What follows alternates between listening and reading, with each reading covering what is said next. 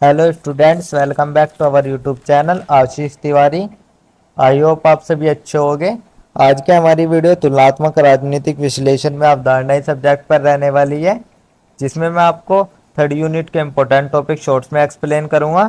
इससे पहले की वीडियो में हमने आपके सेकेंड यूनिट के इम्पोर्टेंट टॉपिक शॉर्ट्स में एक्सप्लेन किए थे।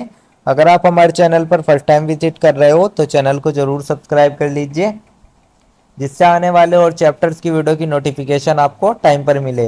तो आज की वीडियो में मैं आपको बीए ऑनर्स राजनीति विज्ञान सेमेस्टर फोर्थ का जो आपका अनुशासन विशिष्ट कोर पाठ्यक्रम है, डीएससी 11 का सब्जेक्ट है तुलनात्मक राजनीतिक विश्लेषण में अवधारणाएं, जो कि आपका फोर्थ क्रेडिट का कोर्स होता है और ये आपका बीए ऑनर्स राजनीति विज्ञान सेमेस्टर फोर्थ में होता है।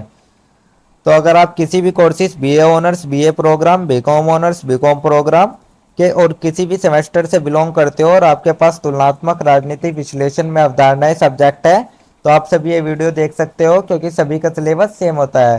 तो चलिए अब हम आपकी थर्ड यूनिट स्टार्ट कर लेते हैं। तो आज की जो आपकी यूनिट रहने वाली है वो आपकी थर्ड यूनिट रहने वाली है, जिसमें कि हम आपका संविधानवाद के बारे में पढ़ेंगे। साथ ही संवैधानिकता के विचार का विकास देखेंगे, उत्तर औपनिवेशिक संवैधानिकतावाद को देखेंगे। तो चलिए हम आपका एक छोटा सा परिचय देख लेते हैं। परिचय में हम आपका देखेंगे जो आपका संविधानवाद होता है वो आपका एक प्रकार की विचारधारा है, जो कि आपकी राजनीतिक और शासन प्रणाली से जुड़ी होती है। संविधानवाद में संविधान द्वारा सत्ता के उपयोग को नियंत्रित और सीमित किया जाता है, और साथ ही संविधानवाद का उद्देश्य शासन को निरंकुश बनाने से रोकना और नागरिकों के अधिकारों की रक्षा करना होता है।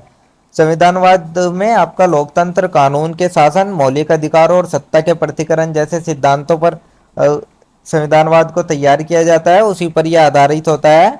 संविधानवाद आपका केवल एक संविधान की उपस्थिति तक सीमित नहीं रहता है, साथ ही यह भी सुनिश्चित करता है कि जो आपका संविधान का है वो पालन किया जाए और वह जनता के हितों को ही रक्षा करे।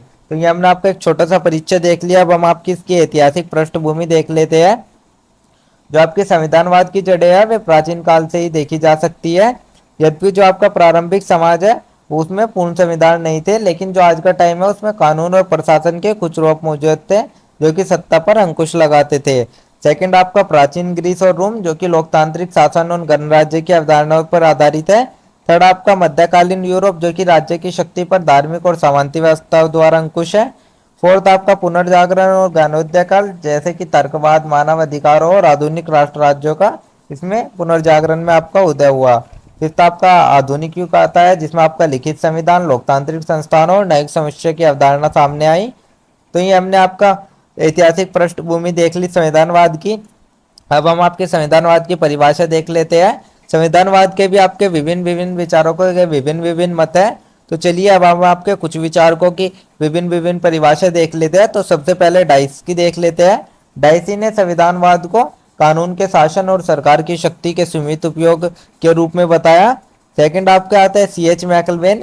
इन्होंने संविधानवाद को एक ऐसी प्रणाली बताया जिसमें कि सरकार संविधान से बंधी होती है और जनता के अधिकारों की रक्षा करती है। थर्ड आपका ऑस्टिन, जिसमें कि संविधानवाद का तात्पर्य संपन्न शक्ति के नियंत्रण उत्तरदायित्व से ऑस्टिन ने बताया। तो ये मैंने आपको 3 प्रकार के विचारकों की अलग अलग संविधानवाद की परिभाषा बता दी। तो ये आपके संविधानवाद की परिभाषाएं हो गई। अब हम आपका ऐतिहासिक विकास देख लेते हैं। जो आपका ऐतिहासिक विकास है वो आपका 4 प्रमुख कारणों चरणों में हुआ, जिसमें आपका सबसे पहला आता है प्राचीन उत्पत्ति, जिसमें आपका सबसे पहला आएगा ग्रीक लोकतंत्र, जिसमें प्रत्यक्ष लोकतंत्र और नागरिक भागीदारी की अवधारणा सामने आई। सेकंड आपका रोमन गणराज्य, जिसमें कानून के शासन की अवधारणा सामने आई। थर्ड आपका भारत का प्राचीन शासन, जिसमें मनुस्मृति और अर्थशास्त्र में कानून और प्रशासनिक नियम शामिल थे। तो ये आपके प्राचीन उत्पत्ति हो गई। सेकंड चरण हम आपका देख लेते हैं, वो आपका मध्यकालीन और पुनर्जागरण विकास होता है, जिसमें आपका मैग्ना कार्टा 1215 में हुआ था। जो आपका उसमें इंग्लैंड के राज्य की शक्ति को सीमित करने और कानून के शासन को स्थापित करने की शुरुआत की गई। सेकंड आपका सामंती व्यवस्था है, जो कि शासक और प्रजा के बीच अनुबंधता वे रखे गए। थर्ड आपका पुनर्जागरण, जिसमें व्यक्ति की स्वतंत्रता और वैज्ञानिक सोच का प्रसार किया गया है।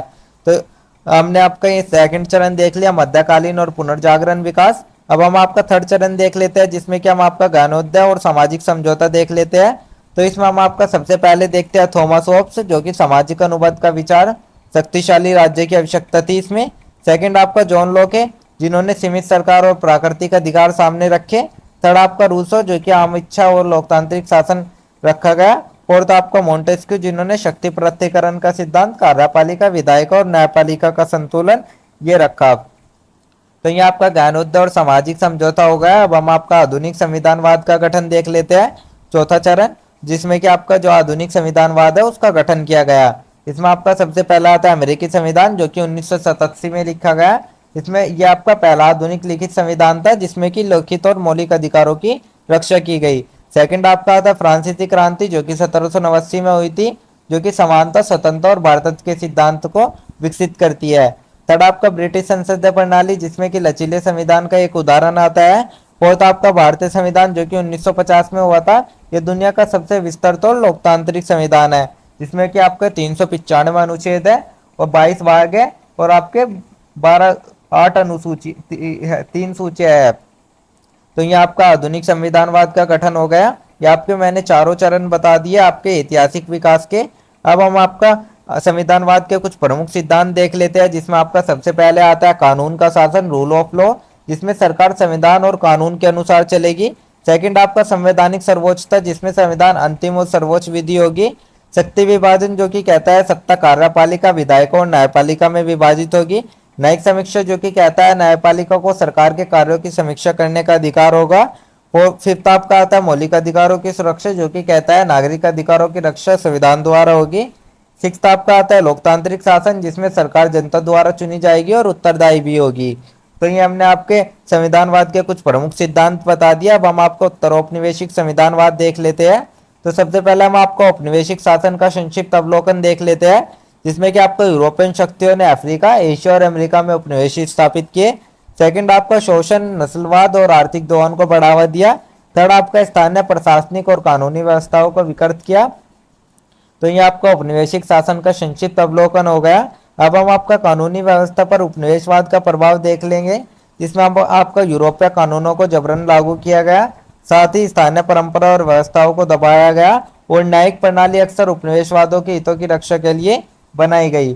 तो ये आपका कानूनी व्यवस्था पर उपनिवेशवाद का प्रभाव हो गया। अब हम आपका उत्तर औपनिवेशिक राष्ट्रों का उदय देख लेते हैं, जिसमें आपका 20वीं शताब्दी में जो आपके कई देश थे वे स्वतंत्र हुए, जिसमें आपका नया संविधान बनाया गया और लोकतंत्र और समानता पर यह संविधान आपके आधारित होते थे। इसमें आपका औपनिवेशिक प्रभाव से छुटकारा पाने की प्रक्रिया शुरू हो गई। तो ये आपका उत्तर औपनिवेशिक राष्ट्रों का उदय हो गया। अब हम आपका उत्तर औपनिवेशिक संविधानवाद के प्रमुख सिद्धांत देख लेते हैं, जिसमें आपका सबसे पहला स्वतंत्रता और संप्रभुता आती है, जो कि औपनिवेशिक शासन के अंत के बाद स्वतंत्रता को बनाए रखना था। सेकंड आपका सामाजिक न्याय, जो कि ऐतिहासिक न्याय को दूर करना और राष्ट्रीय पर पड़े समुदाय का उत्थान रखना था। थर्ड आपका सांस्कृतिक विविधता का सम्मान, जिसमें औपनिवेशिक शासन द्वारा दबाई गई स्थानीय संस्कृति और भाषाओं को पुनर्जीवित करना था। फोर्थ आपका नव उपनिवेशवाद से बचाव, जिसमें वैश्विक पूंजीवाद और शक्तिशाली राष्ट्रों के प्रभाव से स्वतंत्र नीति बनाना था। फिफ्थ आपका आता है लोकतांत्रिक संस्थानों का निर्माण, जिसमें पारदर्शी और उत्तरदायी शासन प्रणाली को अपनाया गया। तो ये आपका उत्तरौपनिवेशिक संविधानवाद के कुछ प्रमुख सिद्धांत हो गए। अब हम आपके संविधानवाद के सामने कुछ चुनौती और मुद्दे हैं उनको देख लेते हैं, जिसमें आपका सबसे पहला आता है संवैधानिक संकट। कई देशों में संविधान का पालन कमजोर हो गया है। सेकंड आपका अधिनायकवाद, जिसमें कई उत्तर औपनिवेशिक राष्ट्रों में तानाशाही शासन बन गया है। थर्ड आपका सामाजिक असमानता, जैसे जातीय, धार्मिक और आर्थिक विषमताएं। फोर्थ आपका न्यायपालिका की स्वतंत्रता, जो आपके कई देशों में आपका न्यायपालिका पर राजनीतिक दबाव है। फिफ्थ आपका वैश्वीकरण का प्रभाव आता है, जिसमें राष्ट्र नीतियों पर बहुराष्ट्रीय कंपनियों और अंतर्राष्ट्रीय संगठनों का बढ़ता प्रभाव है। तो ये हमने आपका संविधानवाद के समक्ष चुनौती और मुद्दे देख लिए। अब यहाँ पर हम आपका एक छोटा सा निष्कर्ष देख लेते हैं, जो कि आपके आंसर राइटिंग में बहुत अधिक उपयोगी साबित होगा। निष्कर्ष में हम आपका देखेंगे जो संविधानवाद है वो लोकतांत्रिक संस्थान प्रणाली की नींव है, जिसमें कि नागरिकों के अधिकार और सरकार की शक्ति के बीच संतुलन बनाए रखा जाता है। और साथ ही ऐतिहासिक रूप में ये आपका धीरे धीरे विकसित हुआ और आज के समय में एक आपका महत्वपूर्ण अवधारणा बन गई। इसमें एक उत्तर औपनिवेशिकवाद है वो राष्ट्रों में विशेष रूप से महत्वपूर्ण है, क्योंकि इसमें स्वतंत्रता, सामाजिक न्याय और लोकतंत्र को संरक्षित रखा गया है। और साथ ही संविधानवाद को अधिनायकवाद, सामाजिक असमानता और न्याय हस्तक्षेप जैसी चुनौतियों से दूर रखा गया है। आज के टाइम में संविधानवाद को अधिक समावेशी, न्यायसंगत और उत्तरदायी बनाना आवश्यक है, ताकि जो आपका ये शासन है ये लोकतंत्र और मानव अधिकारों की सुरक्षा कर सके। तो ये तो हमने आपका एक छोटा सा निष्कर्ष देख लिया, जो कि आपके आंसर राइटिंग में बहुत अधिक उपयोगी साबित होगा। यहीं पर यहीं पर मैं आप सभी स्टूडेंट से क्वेश्चन पूछता हूँ जिसका आंसर आप सभी स्टूडेंट कमेंट बॉक्स में शॉर्ट्स में जरूर बताइएगा। तो आज का हमारा क्वेश्चन ये रहने वाला है, जो आपका फ्रांसीसी क्रांति है वो आपका कौन से सन में हुई थी, उसको आप कमेंट बॉक्स में शॉर्ट्स में जरूर बताइएगा। तो ये था आपका थर्ड यूनिट जिसके इंपॉर्टेंट टॉपिक शॉर्ट्स में एक्सप्लेन हो गए हैं। अब नेक्स्ट आपके फोर्थ यूनिट चलेगी। आई होप आप सभी के समझ आ गया होगा। अगर आपको नोट्स चाहिए तो आप हमारा टेलीग्राम चैनल ज्वाइन कर लीजिए, वहाँ आपको नोट्स मिल जाएंगे। अगर किसी भी स्टूडेंट को कोई डाउट या क्वेरी है तो आप हमारे कमेंट सेक्शन में इंस्टा पेज को फॉलो करके पूछ सकते हैं। एंड डेली अपडेट्स के लिए आप सभी हमारा व्हाट्सएप चैनल ज्वाइन कर लीजिए। Thank you, have a good day.